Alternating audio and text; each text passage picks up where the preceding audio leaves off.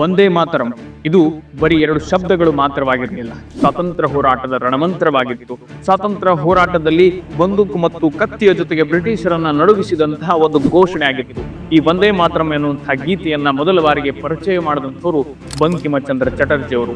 ಬಂಕಿಮಚಂದ್ರ ಚಟರ್ಜಿ ಅವರು ಭಾರತ ಮಾತೆಯನ್ನ ದುರ್ಗೆಗೆ, ಲಕ್ಷ್ಮಿಗೆ, ಸರಸ್ವತಿಗೆ ಹೋಲಿಕೆಯನ್ನ ಮಾಡಿ ಅತ್ಯದ್ಭುತವಾದಂತಹ ಗೀತೆಯನ್ನ ರಚನೆ ಮಾಡಿರ್ತಾರೆ. ಒಂದು ಕಾಲಕ್ಕೆ ಅವತ್ತಿನ ಎಲ್ಲಾ ಉನ್ನತ ಸ್ವಾತಂತ್ರ್ಯ ಹೋರಾಟಗಾರರು ಈ ಒಂದು ವಂದೇ ಮಾತರಂ ಗೀತೆಯನ್ನು ಒಪ್ಪಿಕೊಂಡಿರ್ತಾರೆ. ಅಷ್ಟು ಅದ್ಭುತವಾಗಿ ಪ್ರತಿಯೊಂದು ಕಾರ್ಯಕ್ರಮದಲ್ಲಿ, ಪ್ರತಿಯೊಂದು ಪ್ರತಿಭಟನೆಯಲ್ಲೂ, ಸ್ವಾತಂತ್ರ್ಯ ಹೋರಾಟದ ಪ್ರತಿಯೊಂದು ವ್ಯವಸ್ಥೆಯಲ್ಲೂ ಸಹಿತ ಈ ವಂದೇ ಮಾತರಂ ಗೀತೆಯನ್ನು ಹಾಡಿಯೇ ಬ್ರಿಟಿಷರ ವಿರುದ್ಧ ಹೋರಾಟವನ್ನು ಮಾಡಿರ್ತಾರೆ. ಆದ್ರೆ ಸೋ ಕಾಲ್ಡ್ ಸ್ವಾತಂತ್ರ್ಯ ಹೋರಾಟಗಾರ ಎನಿಸಿದಂತಹ ಮೊಹಮ್ಮದ್ ಅಲಿ ಜಿನ್ನಾ ಈ ಒಂದು ಸ್ವಾತಂತ್ರ್ಯ ಹೋರಾಟದ ರಣಮಂತ್ರವಾಗಿದ್ದಂತಹ ವಂದೇ ಮಾತರಂ ತಿರಸ್ಕಾರ ಮಾಡ್ತಾರೆ. ಯಾವ ಅವತ್ತಿನ ಕಾಲದ ದೊಡ್ಡ ದೊಡ್ಡ ನಾಯಕರು ಅನಿಸ್ಕೊಂಡಿದ್ರೋ ಅವ್ರಿಗೆ ಹೇಳ್ತಾರೆ, ಈ ಒಂದು ವಂದೇ ಮಾತರಂ ಗೀತೆಯಲ್ಲಿ ನನ್ನ ಮತಕ್ಕೆ ವಿರುದ್ಧವಾದಂತಹ ಒಂದಿಷ್ಟು ಸಾಲುಗಳಿದಾವೆ. ನನ್ನ ಮತದಲ್ಲಿ ಒಬ್ಬ ದೇವರನ್ನ ಮಾತ್ರ ನಂಬೋದು.